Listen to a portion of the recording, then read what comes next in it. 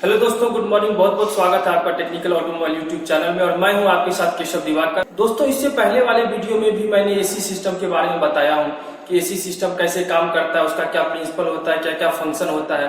लेकिन आप लोगों की तरफ से बहुत सारे कमेंट में ये कमेंट आए हैं कि एसी इलेक्ट्रिकल सिस्टम में बहुत सारे प्रॉब्लम आ जाते हैं।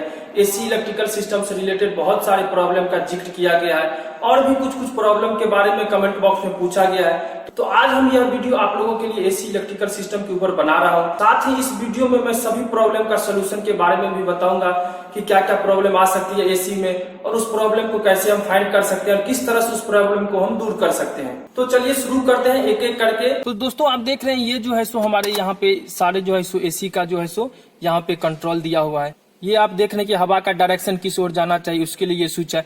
सामने आप देख रहे हैं एसी का स्विच है और साथ में ये जो देख रहे हैं आप ब्लोअर फैन का स्विच है, जिसमें कि अलग अलग स्पीड मोड दिया हुआ है। आप कितना स्पीड पे उसे रखना चाहते हैं। और ये आप देख रहे हैं कि ये जो है सो ये हीटिंग मोड है इस तरफ रेड की तरफ, और ये जो आप ब्लू देख रहे हैं ये जो है सो कूलिंग मोड है। अगर आप इसे हीटिंग की तरफ कर देंगे तो ये हीटिंग वाला वेंट को ओपन कर देता है और आपका हीटर से जो है सो गर्म हवा आने लगेगा। अगर आप इसे कूलिंग की तरफ रखते हैं तो कूलिंग वेंट को ओपन कर देगा और आपके केबिन में जो है सो ठंडी हवा आएगा। साथ ही जैसे हम एसी बटन को स्विच करते हैं, आप ये जो है सो एसी बटन यहाँ पे ऑन हो जाएगा। और उसके बाद ये देख रहे हैं जो आप ये ब्लोअर फैन है, इसे हम जितना स्पीड में रख सकते हैं आप अपने हिसाब से एडजस्ट कर सकते हैं। तो दोस्तों, हम इसे सबसे पहले हम इसे ओपन कर लेते हैं और उसके बाद जो है हम सामने का इस कवर को जो है हम ओपन कर लेंगे, जिससे कि आपको और आसानी से हम अच्छा से समझा पाएंगे। तो इसे हम ओपन कर लेते हैं। दोस्तों, ये आपका गाड़ी का एसी तभी ऑन होगा जब आपका इंजन स्टार्ट होगा। अगर आपके गाड़ी का इंजन स्टार्ट नहीं होगा तो एसी ऑन नहीं होगा, केवल वहां पे लाइट जलता हुआ शो होगा और फैन चलेगा। तो इसके लिए चाहिए कि हम सबसे पहले इंजन को स्टार्ट कर लेते हैं, जिससे कि हमारा एसी सिस्टम ऑन हो पाएगा। दोस्तों, जैसे ही आप केबिन से जो है सो एसी कंट्रोल का स्विच ऑन करते हैं, वहां तो एक साथ जो है सो 3 सिस्टम इसमें ऑन हो जाता है। सबसे पहले यहाँ पे जो है सो कंप्रेसर तक आता है। यहाँ पे मैग्नेटिक इलेक्ट्रोमैग्नेटिक स्विच रहता है, जो कि आप देख रहे हैं ये वायर आया हुआ है। कंप्रेसर ऑन होता है, साथ ही रेडिएटर का फैन ऑन हो जाता है और केबिन में जो ब्लोअर फैन रहता है वो भी ऑन हो जाता है। तो यानी कि ये तीनों सिस्टम जो है सो ऑन करने के बाद एक्टिवेट हो जाता है। दोस्तों, इसमें से जो 2 इक्विपमेंट है, ये कंप्रेसर और रेडिएटर फैन, इस दोनों का फ्यूज जो है सो मेन फ्यूज बॉक्स में जुड़ा रहता है, जिसमें कि 11 नंबर का जो है सो आप देख रहे हैं ये कंप्रेसर का रिले है, फ्यूज है, और 9 नंबर का जो है सो आप देख रहे हैं स्क्रीन पे रेडिएटर फैन का फ्यूज है। तो ये दोनों यहाँ से कनेक्टेड रहता है। और साथ ही जो ब्लोअर फैन होता है उसका फ्यूज जो है सो सर्किट फ्यूज बॉक्स से जुड़ा रहता है, जो कि आप देख रहे हैं यहाँ पे सर्किट फ्यूज बॉक्स में टर्न बैक में ये ब्लोअर फैन का फ्यूज वहां पे लगा रहता है। तो दोस्तों, अगर आपका गाड़ी का एसी सिस्टम काम नहीं करता है तो सबसे पहले इस तीनों फ्यूज को आप चेक कर लेंगे। 2 जो है सो मेन फ्यूज बॉक्स में और 1 सर्किट फ्यूज बॉक्स में, जो ये फ्यूज जो है सो हमारा ओके है या नहीं।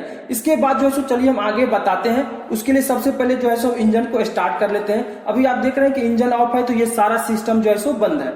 तो हम इंजन को सबसे पहले स्टार्ट कर लेते हैं। तो दोस्तों, देख रहे हैं अभी हमारा इंजन स्टार्ट हो गया है और ये मूव कर रहा है। दोस्तों, जैसे ही इंजन स्टार्ट होता है तो ये कंप्रेसर का रोटर लगा रहता है। आगे हम देख रहे हैं ये रोटर है, ये रोटेट करते रहता है, बट हमारा कंप्रेसर ऑन नहीं होता है जब तक कि हम कंप्रेसर का स्विच ऑन नहीं करते। इंजन स्टार्ट होने के साथ ही केवल रोटर ये जो है सो रोटेट हो जाता है। आप सामने देख रहे हैं ये जो है सो ये क्लच सिस्टम जो है सो कंप्रेसर का ये अभी बंद है, ये रोटेट नहीं कर रहा है। जैसे ही हम स्विच देंगे तो यहाँ पे देख रहे हैं आप, यहाँ पे ये जुड़ा हुआ है। इसमें जो है सो इलेक्ट्रोमैग्नेटिक स्विच लगा रहता है, जो कि कंप्रेसर के कॉइल को मैग्नेटाइज कर देता है और वह क्लच को इंगेज करता है। जैसे ही क्लच को इंगेज करता है, ये जो है सो कंप्रेसर रोटेट करने लगता है। अभी आप देख रहे हैं कि ये जो है सो बंद है, अभी ये काम नहीं कर रहा है। अब हम जो है सो एसी स्विच को ऑन करते हैं, तब देखते हैं ये रोटेट करता है कि नहीं।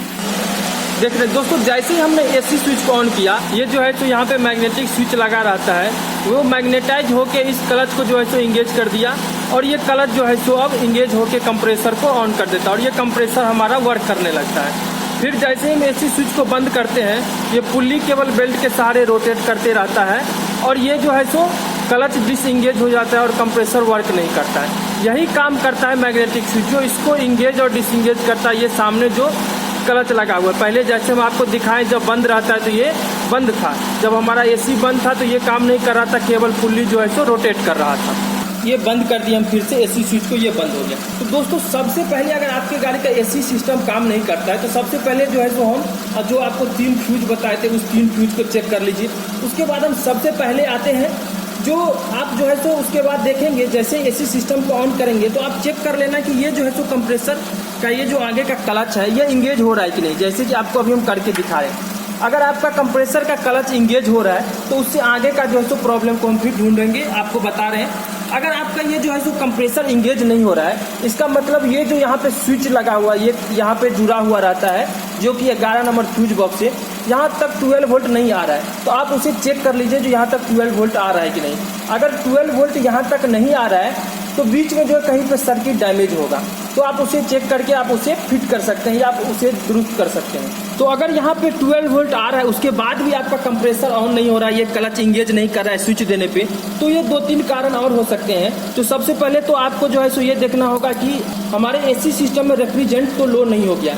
अगर रेफ्रिजरेंट लो हो गया है तो भी ये जो है सो कंप्रेसर ऑन नहीं होगा, तो आप उसके लिए चाहिए कि आप रेफ्रिजरेंट को जो है सो चेक कर लें। दोस्तों रेफ्रिजरेंट चेक करने के लिए आप देख रहे हैं कि 2 नॉब बना हुआ है, ये H लिखा हुआ है, यानी कि ये हाई प्रेशर साइड का ये नॉब है, और ये आप देख रहे हैं यहाँ पे, ये देख रहे हैं यहाँ पे L लिखा हुआ है, आप देख रहे हैं L, ये मतलब ये लो प्रेशर साइड का नॉब है। दोनों नॉब पे जो है सो प्रेशर गेज को सेट कर दीजिए और आपको प्रेशर चेक करना होगा। तो इसका प्रेशर जो है सो अप्रोक्सीमेटली लो प्रेशर साइड का जो है सो 25 to 45 PSI होता है, और हाई प्रेशर साइड का जो है सो 250 to 400 PSI के अप्रॉक्स होता है। परफेक्ट PSI जानने के लिए जो है सो आप इसका यूजर मैनुअल फॉलो कीजिए, उसमें आपको जो है सो हर एक गाड़ी का अलग अलग कुछ हो सकता है, वो आपको जो है सो परफेक्ट पता चल जाएगा। चेक करने के बाद अगर आप देखेंगे कि इसमें रेफ्रिजरेंट का लेवल लो है, प्रेशर कम है, तो आप जो है सो लो साइड वाले से, ये देख यहाँ पे L लिखा हुआ है, आप लो साइड वाले जो है सो नॉब से इससे जो है सो चार्ज कर सकते हैं, रेफ्रिजरेंट जो है सो डाल सकते हैं। R134A इसमें यूज होता है। अलग अलग गाड़ी में आप चेक कर सकते हैं, जो कि यहाँ पे लिखा रहता है, जैसे यहाँ पे देख रहे हैं लिखा हुआ है R134A ओनली यूज। तो आप जो है सो लो साइड वाले से चार्ज करके फिर जो है सो चार्ज करने के बाद आप दोनों साइड में फिर से आप चेक कर सकते हैं रनिंग करके गाड़ी को, जो अभी जो है सो प्रेशर ओके हुआ या नहीं। और एक कारण हो सकता है जो कंप्रेसर में जो है सो कंप्रेसर ऑयल बहुत लो हो जाता है, तो कंप्रेसर ऑयल अगर बहुत लो हो जाता है तो भी जो है सो ये वर्क नहीं करता है। इसके लिए आपको चाहिए कि इसमें कंप्रेसर ऑयल जो है सो सेक्शन के तरफ से जो नॉब है उससे आप जो है सो कंप्रेसर ऑयल जो है सो इसमें फिल कर दे, जो इसका लेवल आता है उतना तक जो है सो आप इसमें कंप्रेसर ऑयल डाल दें। तो ये तीनों चीज अगर आप कर देंगे उसके बाद फिर से आप चेक कीजिए आपका कंप्रेसर ऑन हो रहा है नहीं। अगर इन तीनों में कोई प्रॉब्लम होगा तो आपका एसी सिस्टम जो है सो ऑन हो जाएगा और वर्क करने लगेगा। दोस्तों एक और भी बहुत ही कॉमन क्वेश्चन आप लोगों की तरफ से आया, जो हमारे गाड़ी का एसी 10 से 15 मिनट चलने के बाद ऑफ हो जाता है। अगर ऐसा आपके साथ प्रॉब्लम हो रहा है तो इसका भी 2-3 रीजन हो सकता है।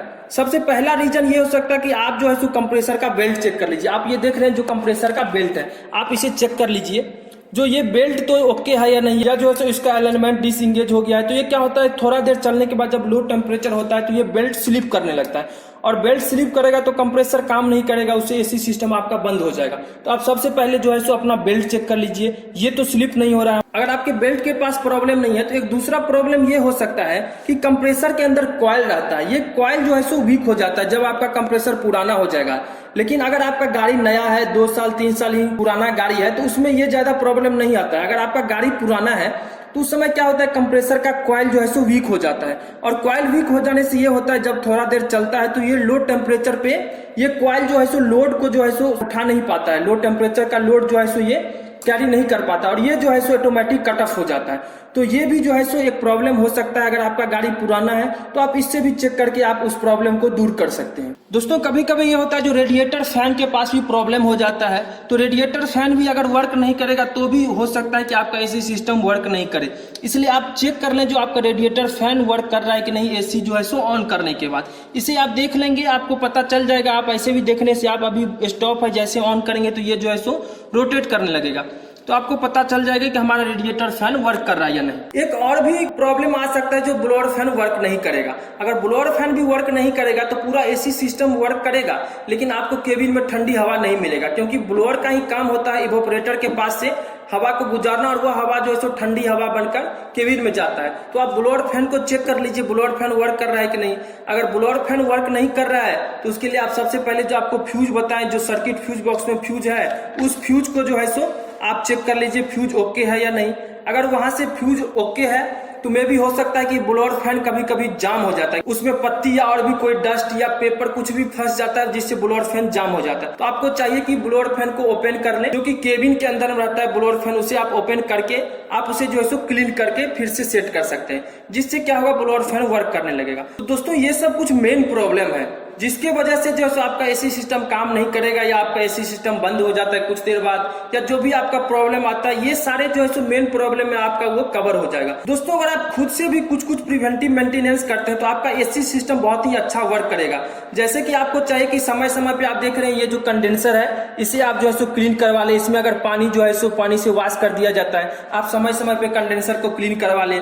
साथ ही आप जो है सो समय समय पे रेफ्रिजरेंट का लेवल चेक कर ले, जो हमारा रेफ्रिजरेंट में बहुत कम लो हो गया है या रेफ्रिजरेंट ओके है, ये आप चेक करा सकते हैं। साथ ही आप इसको भी चेक करते रहिए कि हमारा कंप्रेसर का जो बेल्ट कनेक्टेड है ये बेल्ट ओके तो नहीं है, ये बेल्ट स्लिप कर रहा है या फॉल्ट हो गया है, या इसका अलाइनमेंट जो है सो डिसअलाइनमेंट हो गया जिससे स्लिप कर रहा है। तो ये सब कुछ प्रिवेंटिव मेंटेनेंस में आता है। अगर आप खुद से भी इस सब का ध्यान रखेंगे, अगर आप मेंटेनेंस करवाते रहेंगे तो आपका एसी सिस्टम जो है सो प्रॉपर वर्क करेगा और ज्यादा मेजर प्रॉब्लम आपके एसी सिस्टम में जल्दी नहीं आएगा। तो दोस्तों हमें उम्मीद है कि यह वीडियो देखने के बाद आप खुद से भी जो है सो अपना प्रॉब्लम को फाइंड कर सकते हैं, और अगर आपसे खुद ठीक नहीं हो रहा है तो आप मैकेनिक से बोलकर या मैकेनिक को भी बोल सकते हैं ये प्रॉब्लम है, आप उस प्रॉब्लम को फाइंड करके दूर करने का कोशिश कर सकते हैं यह वीडियो देखने के बाद। तो दोस्तों हमें उम्मीद है कि यह वीडियो देखने के बाद आपका जो भी प्रॉब्लम था, जो भी डाउट था वह क्लियर हो गया होगा, क्या क्या प्रॉब्लम आता है और उसे हम किस प्रकार से आप लोग फाइंड करके आसानी से जो है सो ठीक करवा सकते हैं या खुद से उसका सोल्यूशन कर सकते हैं। तो दोस्तों अगर यह वीडियो आपको अच्छा लगा तो लाइक कीजिए, और आपके मन में अभी भी कोई डाउट है या कोई और भी जानकारी चाहिए तो नीचे कमेंट बॉक्स में जरूर कमेंट करके हमें बताइए। हमारे चैनल पे नए हैं तो चैनल को सब्सक्राइब कर लीजिए, और साथ ही साथ वीडियो को ज्यादा से ज्यादा शेयर कीजिए ताकि अन्य लोगों तक भी यह जानकारी पहुंच सके। दोस्तों अगर आप डिजाइनिंग से रिलेटेड वीडियो चाहते हैं या आपको उसमें इंटरेस्ट है तो एक चैनल है जो कि मैं अभी शेयर कर दे रहा हूँ, नॉलेज सेंटर, उसमें बहुत ही अच्छे से डिजाइनिंग के बारे में बताया जाता है। आप उस वीडियो को भी जाकर देख सकते हैं और आसानी से डिजाइनिंग के बारे में सीख सकते हैं। तो दोस्तों आज के इस अंक में इतना ही, फिर मिलते हैं एक नए वीडियो के साथ। तब तक के लिए सेफ रहिए, सुरक्षित ड्राइविंग करें।